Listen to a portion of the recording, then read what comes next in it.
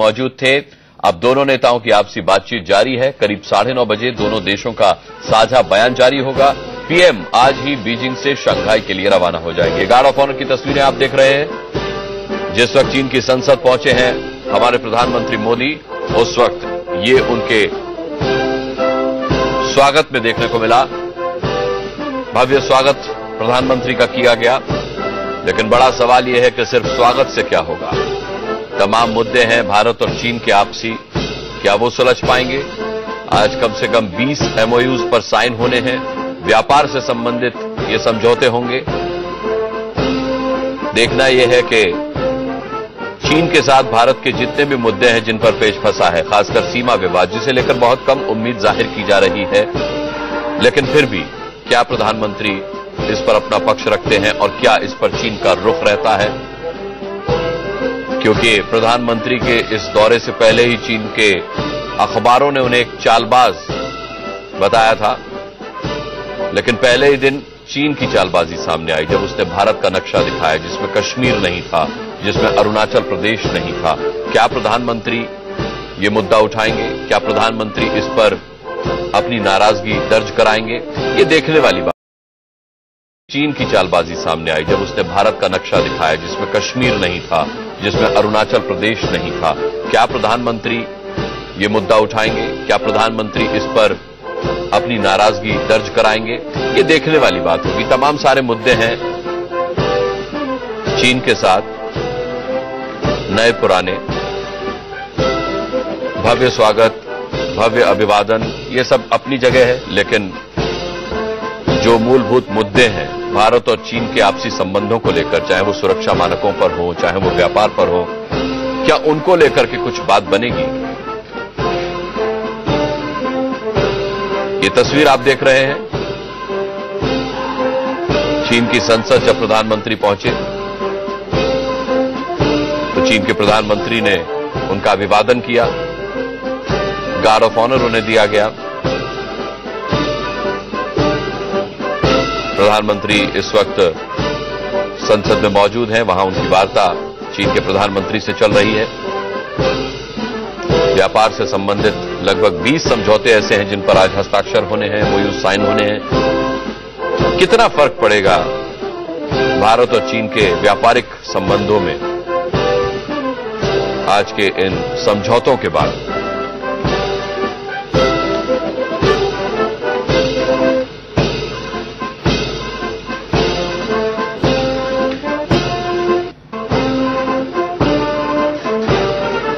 आज दूसरा दिन है प्रधानमंत्री के चीन दौरे का।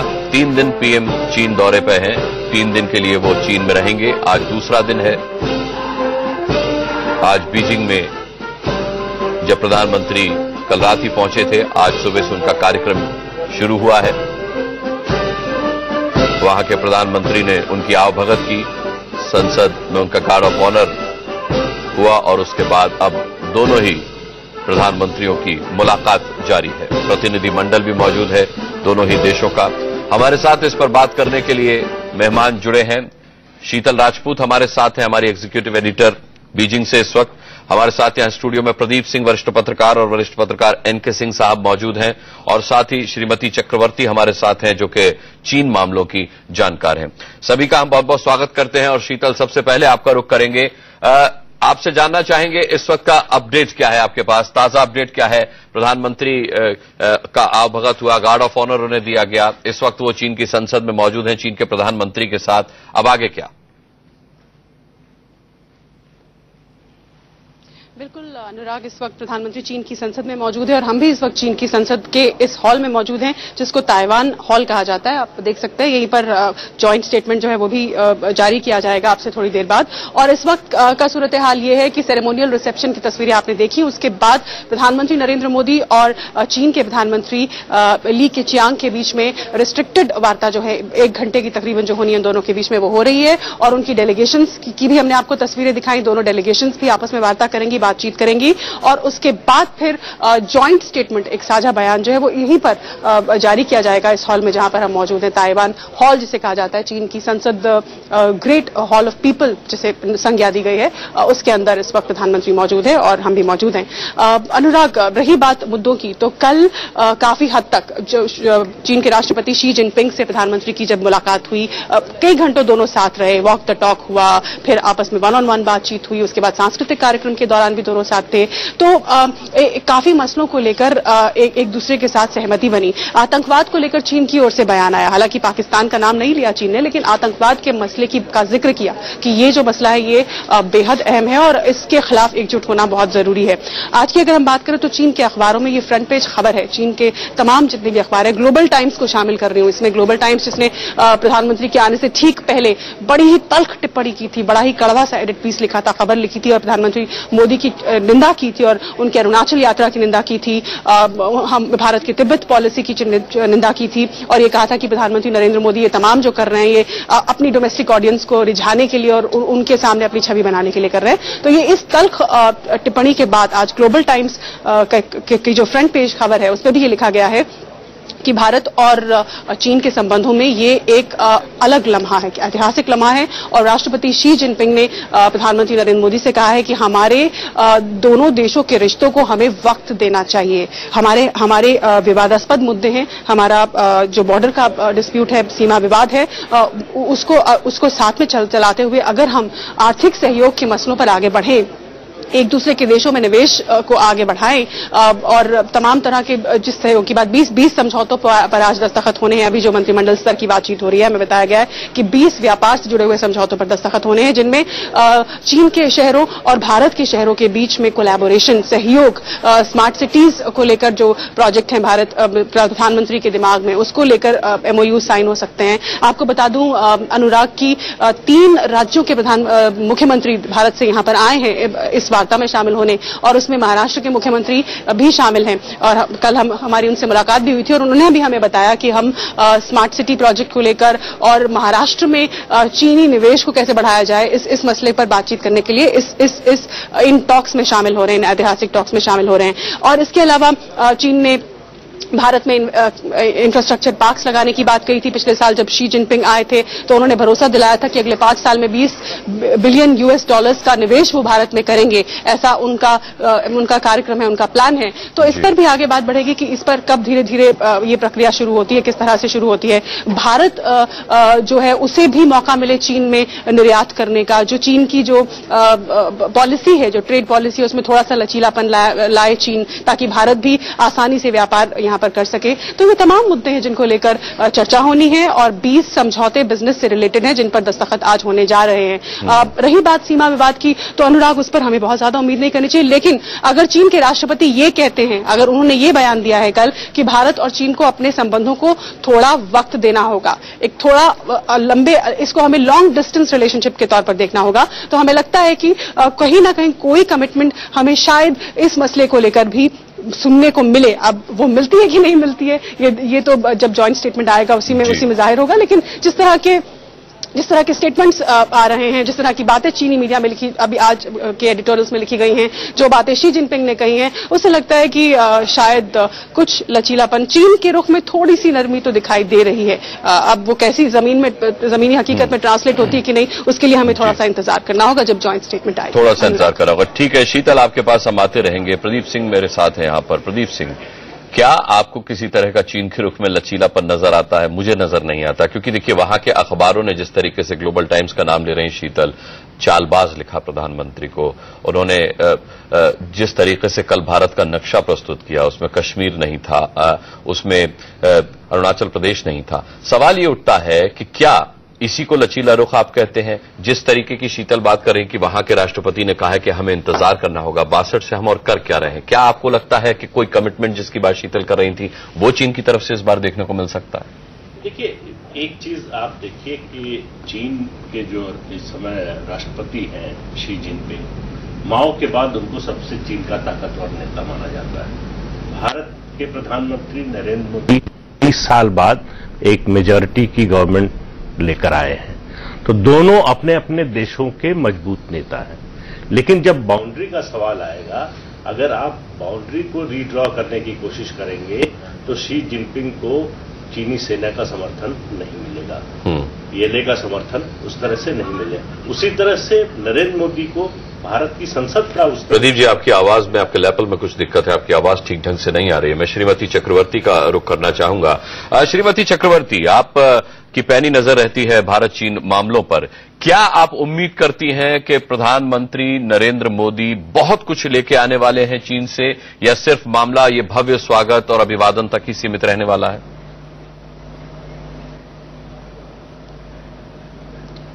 मुझे तो नहीं लगता है कि बहुत कुछ लेके आएंगे, लेकिन ये बात जरूर है कि हमारा जो आर्थिक संबंध है, आर्थिक संबंध जो है हमारा, वो पहले से ज्यादा सुधरेगा।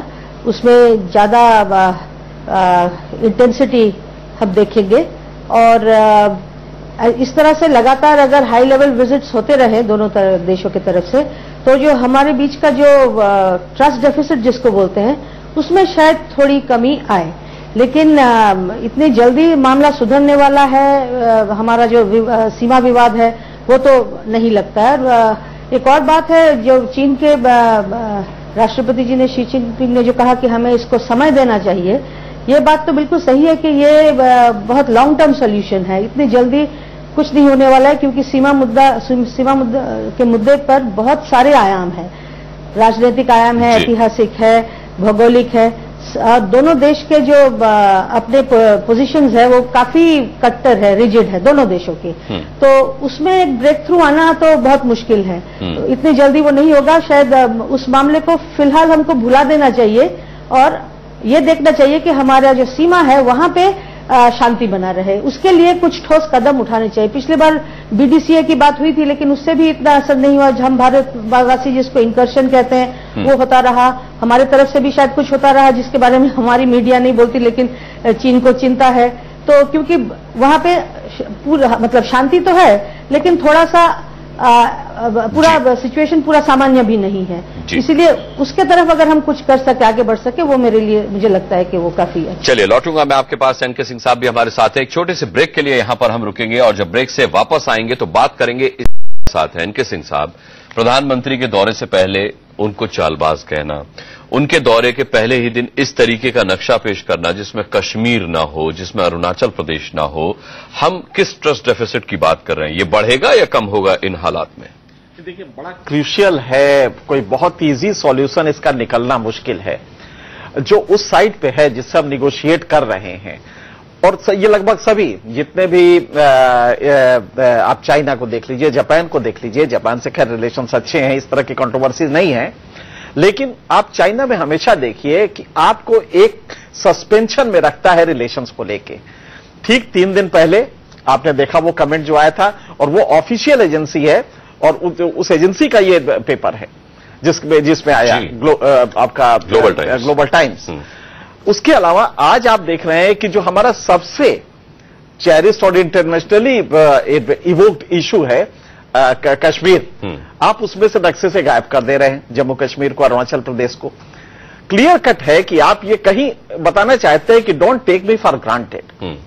हमने अपने गांव ले गए आपको, बड़ी अच्छी बात है कि हमने प्रोटोकॉल ब्रेक किया, और उसको कहा भी, वहां पे प्रेसिडेंट ने कहा भी कि देखिए पहली बार हो रहा है कि किसी अपने घर पे हम किसी फॉरेन लीडर को का स्वागत कर रहे हैं। ये चीन के इतिहास में पहली बार हो रहा है। तो एक तरफ आपने ये किया, दूसरी तरफ ये कर, ये मेरे ख्याल से डिप्लोमेसी का एक डिफरेंट डायमेंशन है, जिसमें आपको सस्पेंशन में रखते हैं अपने बारे में। अब आप उदाहरण के लिए लीजिए, टोटल 10 करोड़ चाइनीज विदेशों में जाते हैं घूमने, टूरिस्ट की तरह। भारत में सिर्फ 1.5 लाख आते हैं, मतलब 1000 में एक चाइनीज सिर्फ भारत आता है, बाकी 999 दूसरे देशों में जाते हैं। हमें फार्मास्यूटिकल को लेके हमारा पोटेंशियल है वहां पे, लेकिन एक बैरियर लगा रखा है कि नहीं, आपके यहां से फार्मास्यूटिकल्स नहीं आएंगे, आपके यहां से सर्विसेज नहीं आएंगी, आपके यहां से एग्रीकल्चर इंप्लीमेंट्स नहीं आएंगे। तो वो सिर्फ इसलिए है कि तुम्हें हम माल बेचेंगे, इस पर कुछ बात करनी हो तो करो। और मेरे ख्याल से ये सारा बॉयल डाउन वही करेगा कि नहीं, बाकी पेरिफेरल इश्यूज हैं उसको छोड़ देते हैं, और ये बताओ कि तुम कितना बेचोगे और हम कितना बेचेंगे, इस पे ही आके बॉयल डाउन करेगा। और मेरे ख्याल से अल्टीमेटली जो नेट रिजल्ट होगा वो सिर्फ यही होगा कि कुछ बिलियन डॉलर, जैसे आज आप देखिए सिर्फ $1 बिलियन का FDI चाइना से आता है, जबकि बगल में म्यांमार है, छोटी सी कंट्री है, वहां पे आप $14 बिलियन देते हैं। अब ब्राजील में आप $17 बिलियन देते हैं, लेकिन भारत में आप सिर्फ $1 बिलियन देते हैं। तो कुछ करेंगे तो आप $5-7 बिलियन का कुछ कर देंगे, इसके बियॉन्ड आप एक्सपेक्ट नहीं कर सकते। ठीक है। पीएम के चीन दौरे को लेकर के आपको अपडेट्स दे रहे हैं। प्रधानमंत्री नरेंद्र मोदी चीन के दौरे पर आज दूसरे दिन वहां हैं। बीजिंग के ग्रेट हॉल ऑफ पीपल में अब से कुछ ही देर पहले पीएम मोदी का जोरदार स्वागत किया गया। मोदी को यहां पर गार्ड ऑफ ऑनर दिया गया। पीएम के स्वागत समारोह में चीन के प्रधानमंत्री ली केक्यांग भी मौजूद थे। अभी दोनों नेताओं की आपसी बातचीत जारी है। करीब 9:30 बजे दोनों देशों का साझा बयान जारी होगा। पीएम आज ही बीजिंग से शंघाई के लिए रवाना हो जाएंगे। हम इस पर लगातार बात कर रहे हैं। चीन और मामलों की जानकार श्रीमती चक्रवर्ती हमारे साथ हैं स्टूडियो में, प्रदीप सिंह जी हमारे साथ हैं, एनके सिंह साहब हमारे साथ हैं और बीजिंग से शीतल राजपूत हमारी संवाददाता इस वक्त मौजूद हैं जो हमें लगातार अपडेट दे रही हैं। शीतल, सवाल ये उठता है कि जिस तरीके का रुख चीनी मीडिया का है प्रधानमंत्री की इस यात्रा को लेकर के, उस रुख को देखते हुए कितने ट्रस्ट डेफिसिट में सुधार की हम उम्मीद कर सकते हैं भारत और चीन के संबंधों के मुताल्लिक? क्योंकि चीन का हमेशा से यह रवैया रहा है कि चीन कहता कुछ है, करता कुछ है, दिखाता कुछ है। करके उस रुख को देखते हुए कितने ट्रस्ट डेफिसिट में सुधार की हम उम्मीद कर सकते हैं भारत और चीन के संबंधों के मुताल्लिक? क्योंकि चीन का हमेशा से यह रवैया रहा है कि चीन कहता कुछ है, करता कुछ है, दिखाता कुछ है।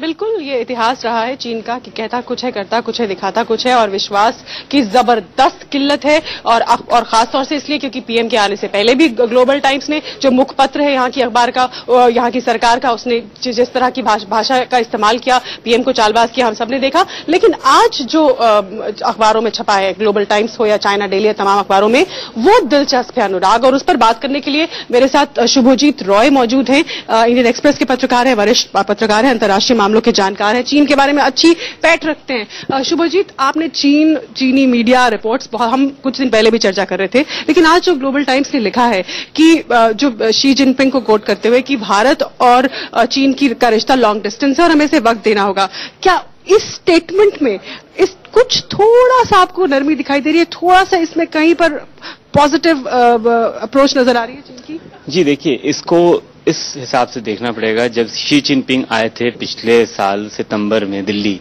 तो उन्होंने ये कहा था कि ये जो हमारा रिश्ता है, बॉर्डर का जो मसला है, वो हिस्ट्री का लेफ्ट ओवर है, एक लेगेसी इशू है।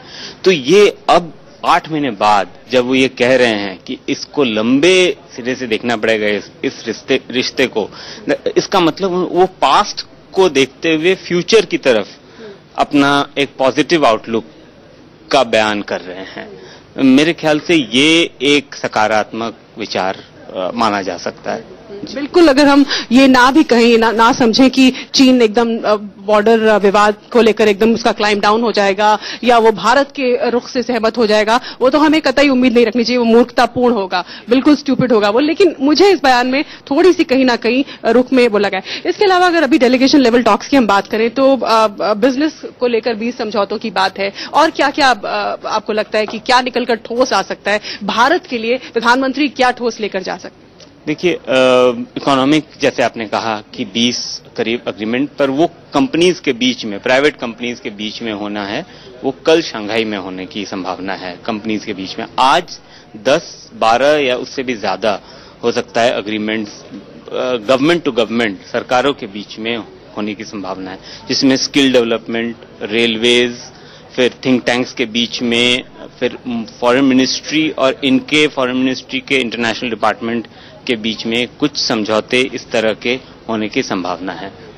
और मेरे ख्याल से अगर देखना होगा कल की बातचीत शी जिनपिंग की जैसे रही मोदी, हमारे प्रधानमंत्री मोदी के साथ, तो उसका जो भी नतीजा निकला होगा, क्योंकि उसमें बॉर्डर के बारे में बातचीत हुई, टेररिज्म की बात की, टेररिज्म की बहुत अच्छी तरह बातचीत हुई, क्योंकि काबुल में अभी अटैक हुआ है, इंडियंस मारे गए हैं, और उससे पहले कराची में अटैक हुआ है। उस वजह से नेचुरली फॉरेन सेक्रेटरी जयशंकर ने हमें बताया कि नेचुरली इट केम अप, वो आया, वो टेररिज्म का मुद्दा। तो टेररिज्म में कोऑपरेशन एक बहुत जरूरी मुद्दा है दोनों के बीच में, क्योंकि आपको याद होगा 2013 में मेरे ख्याल से यहाँ पे तियाननमेन स्क्वायर में एक टेरर इंसिडेंट हुआ था। तो उसके बाद से काउंटर टेररिज्म कोऑपरेशन को स्ट्रेंथन करने का पहल की गई है। तो दोनों लीडर्स के बीच में पर पहली बार इतने अच्छे तरीके से बात हुई है काउंटर टेररिज्म को लेके। लेकिन पाकिस्तान चीन का एकदम घनिष्ठ मित्र है और हमारी जो आतंक की पौध है, हमारा जो आतंक का इंपोर्ट होता है वो पाकिस्तान से होता है। तो चीन जब ये कहता है कि काउंटर टेररिज्म को लेकर हमें एक साझा अप्रोच करनी होगी, हमें इस नासूर को हटाना होगा, इसे दूर करना होगा, लेकिन पाकिस्तान के खिलाफ कड़ा रवैया इख्तियार किए बगैर या पाकिस्तान को एक्नॉलेज किए बगैर आतंक प्रोड्यूसर के तौर पर चीन कैसे ये हमारी मदद कर सकता है? देखिए, चीन भी चिंतित है। पाकिस्तान को तो वो कभी ऐसे एक्नॉलेज नहीं करेगा, घनिष्ठ मित्र है उनका। देखिए, चीन चिंतित है टेररिज्म को लेकर के, क्योंकि शिनजियांग प्रोविंस में उनको प्रॉब्लम्स हो रही हैं। वो अफगानिस्तान पाकिस्तान की जो टेरिटरी है, जो बॉर्डरिंग एरिया है माना जाता है, वहां से उनको सपोर्ट मिल रहा है। तो इस वजह से चीन समझता है कि टेररिज्म एक ऐसा मामला है जो उनको भी अफेक्ट कर सकता है। ठीक है शीतल, लौटेंगे आपके पास इसी मुद्दे पर। प्रदीप सिंह, मैं आपसे बात करना चाहूंगा कि चीन समझता है कि टेररिज्म एक गंभीर मामला है, लेकिन शीतल ने यह चिंता भी जाहिर की कि पाकिस्तान को बिना एक्नॉलेज किए चीन इस मसले का हल आखिर कैसे सोच सकता है। सवाल यह उठता है कि वाकई ये चीन की दोहरी नीति है प्रदीप जी, क्योंकि कल जो नक्शा सामने आया है उसमें अरुणाचल प्रदेश के साथ कश्मीर भी गायब था, यानी चीन पाकिस्तान को खुश करने में लगा है। हम कैसे उम्मीद करेंगे उसके कानों में उठेगा? देखिए अनुराग जी, एक बात जब चीन भारत संबंध की करें तो हमको समझ लेनी चाहिए चीन का स्वभाव। चीन के जो शासक हैं वो कभी भावना में आकर कोई अंतर्राष्ट्रीय फैसला नहीं करते, कोई नीति नहीं बनाते जी। हमारी तरह वो दोस्ती निभाने के लिए अपने राष्ट्रीय हित को कुछ समय के लिए अलग रख देने वाले नीति पर चलने वालों में नहीं है। ठीक है। हमारी विदेश नीति पर खासतौर से चीन के मुतालिक जो है वो अमेरिका का बहुत प्रभाव है। चीन की हमेशा ये रणनीति रहती है कि बातचीत की टेबल पे जाने से पहले अपने सामने वाले को दबाव में ले आओ। तो ये जो आप बॉर्डर की बात सुनते हैं, ये जो नक्शे की बात देख रहे हैं, ये एक दबाव की रणनीति है कि आप अब जब आप बातचीत की टेबल पे पहुंचे तो आपने पहला सवाल उठाया कि ये नक्शा आपने गलत दिखाया। बातचीत यहां से शुरू हुई तो आप एक प्रेशर में हैं, तनाव में हैं। वो बार्गेनिंग में उसका फायदा उठाते हैं कि हाँ हाँ ठीक कर देंगे, ऐसा जो भी कहा हो। क्या कहा ये हम लोगों को नहीं मालूम। फोकस हट गया हमारा। हाँ, तो हमारा फोकस थोड़ी देर के लिए तो उन्होंने हटा दिया। और एक एक बार्गेनिंग चिप भी उनको मिल गई बातचीत करने के लिए कि हम जो आपकी कंसर्न है उसको मानने को तैयार है, तो अब आगे बात करें। तो एक तो ये है। दूसरा आप ये देखिए कि चीन की जो और भारत का सीमा विवाद है वो इतनी जल्दी सुलझने वाला नहीं है। उसकी वजह यह है कि दो तरीके हैं उसके। वो चीन कहता है कि इसको पैकेज डील कर लीजिए, तो आप कुछ आप छोड़ेंगे कुछ हम छोड़ेंगे पैकेज डील में। हम कहते हैं नहीं सेक्टर वाइज तय कीजिए, तो वो कहता है सेक्टर वाइज तय करना सबसे बड़ा सेक्टर जो है अरुणाचल का है, वहां से शुरू कीजिए, वहां क्या देंगे हमको। हम कहते हैं वो नॉन नेगोशिएबल है। तो इसलिए वो उस मसले का इतनी आसानी से इतनी जल्दी हल नहीं निकलने वाला है। दूसरी चीज है संबंध कहां बढ़ सकते हैं, वो आर्थिक क्षेत्र में बढ़ सकते हैं। आर्थिक क्षेत्र में चीन की जो इकोनॉमी है इस समय ओवर हीटेड है। उन्होंने अपनी प्रोडक्शन की कैपेबिलिटीज बहुत ज्यादा बढ़ा ली हैं। जितना वो प्रोड्यूस कर रहे हैं उतना कंजम्पशन उनके यहां तो हो नहीं रहा। बाहर भी भेजने की सीमाएं हैं, एक स्लो डाउन है पूरी दुनिया में इकोनॉमी में। तो उनको बाजार चाहिए, देश चाहिए इन्वेस्टमेंट के लिए। वो कैश उनके पास बहुत ज्यादा है, तो इन्वेस्टमेंट के लिए उनको जगह चाहिए। अब उनकी शिकायत भारत से ये है कि आप भाई आपने हमको सस्पेक्ट नेशंस की लिस्ट में डाल रखा है। कोई भी हमारा इन्वेस्टमेंट का प्रपोजल होता है वो आप नेशनल सिक्योरिटी के नाम पर उसको रिजेक्ट कर देते हैं। तो दो उनकी शिकायतें हैं। एक तो ये है कि इस लिस्ट से हमको हटाइए, दूसरी ये है कि आपके यहां रेड टेप बहुत है, उसको कम कीजिए। चीन की स्थिति दूसरी है। उनके यहां देखिए कोई लेबर लॉ नहीं है, कोई इस तरह के कानून नहीं जो किसी भी डेमोक्रेसी में होते हैं और हमारे यहां जो तो उनका लेबर सस्ता है, वो कई तरह की हिडन सब्सिडीज देते हैं। तो इसलिए उनका हम एंटी डंपिंग ड्यूटी लगाते हैं, तब भी उनका माल जो है सस्ता होता है। तो ये इस समय चीन को इन्वेस्टमेंट के एवेन्यूज चाहिए और भारत को इन्वेस्टमेंट चाहिए। तो दोनों की जरूरत यहां पर मिलती है जी। तो अगर चीन के इन्वेस्टमेंट के लिए भारत तैयार हो तो चीन इन्वेस्टमेंट करने को तैयार है, उस खास तौर से इंफ्रास्ट्रक्चर के क्षेत्र में। चीन ने अपने देश में वर्ल्ड क्लास इंफ्रास्ट्रक्चर बनाया है, उसके लिए कैपेबिलिटीज बनाई, टेक्नोलॉजी है, इक्विपमेंट है, ट्रेन्ड लोग हैं, मैन पावर है, एक्सपर्ट्स हैं। तो अब वो करें क्या?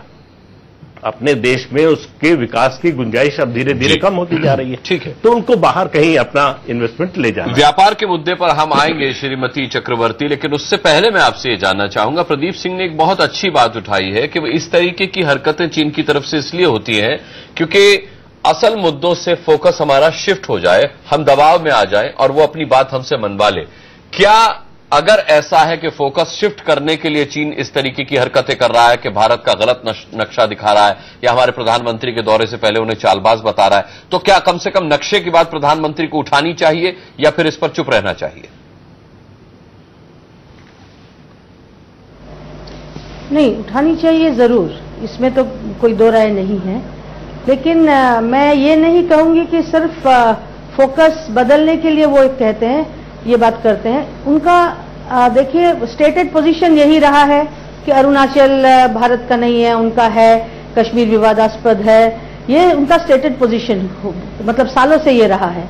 अब अभी ये इसलिए शायद दिखा रहे हैं बताने के लिए कि देखिए हम चाहे जितनी भी आपसे दोस्ती करें, लेकिन हमारा जो बेसिक पोजीशन है, जो मौलिक हमारी राय है, वो बदला नहीं है, वो वही रहेगा। उसके बाद हम दोस्ती आगे बढ़ा सकते हैं। अब चीन के राजनीति में, चीन के विदेश नीति में ये एक बड़ी मतलब अजीब सी बात है, वो कई देशों के साथ अच्छे आर्थिक संबंध बहुत ही ज्यादा चाहता है, लेकिन दूसरी तरफ अपना जो पोजीशन है उसमें कट्टरता भी अपनाता है। जापान के साथ देखिए कितना बढ़िया आर्थिक संबंध है, लेकिन उनके कितने विवाद है। ताइवान देखिए, ताइवान को तो वो मानते ही नहीं है कि वो ताइवान एक स्वतंत्र देश है, हालांकि for every practical purpose Taiwan एक स्वतंत्र देश है, वो मानते नहीं है। लेकिन ताइवान के साथ कितना बढ़िया संबंध है, ये मतलब देखने पे ही विश्वास होगा। 10 मिलियन 1 मिलियन ताइवानीज चीन में रहते हैं, काम करते हैं, सालों से वहां अपने घर बना लिया, चीनी लड़कियों से शादी कर ली।